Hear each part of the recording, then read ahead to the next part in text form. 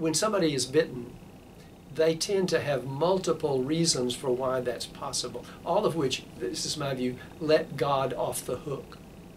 So they'll say often, they'll fall back to Appalachian fatalism, which is, it don't say, and I'm quoting, it don't say you won't get bit.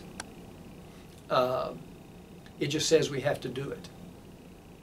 And I'd rather, there's a very famous film about this woman said, I'd rather trust God and die than disobey God and go to a world where there's gnashing of teeth and hell. So, so they'll often say, well, it's God's will and we don't understand it. And when it's your time and God chooses, that's... So they'll often do God's will. Sometimes they will say, I've had sin in, the person had sin in his or her life and wasn't properly confessed. Sometimes they'll say, you have to wait on the anointing, which is a particular religious feeling and that some of them say comes over them. And you didn't have the anointing, so you acted in the flesh. And you got what you deserved because you weren't spiritually ready, you weren't protected. So there are multiple ways in which they do that.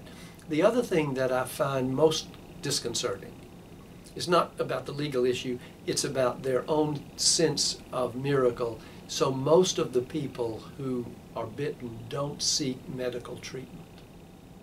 And their deaths are slow and terrible.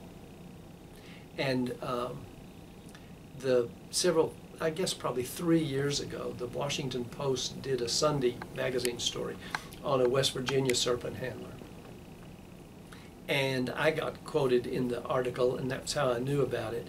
And then several months, not a year later, he was bitten. And it happened that the photographer for that story, who, like all of us, got hooked with the family.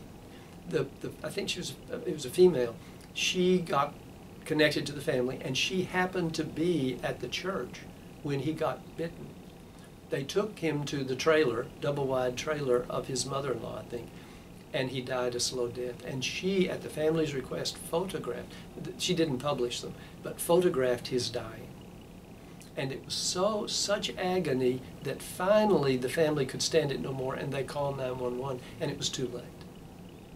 So from my point of view, you wish there was some way to make them go to the emergency room, because most could live. You can get treatment, and unless it's just a horrible bite in an artery or something that moves right through you.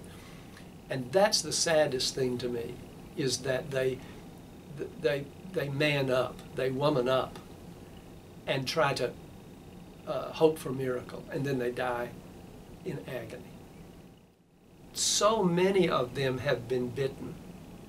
So many of them, and many of those people who've been bitten have the physical evidence of it. That is, fingers that they've lost the use of, or that have turned black and fallen off because it attacks the nervous system, and often the extremities, or are paralyzed. The young man in the film we were just talking about, I think he had some, at least temporary, if not permanent, paralysis in his face because of a bite.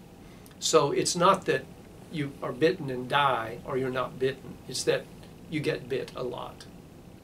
And the body responds in various ways that may be maiming, but not life-threatening.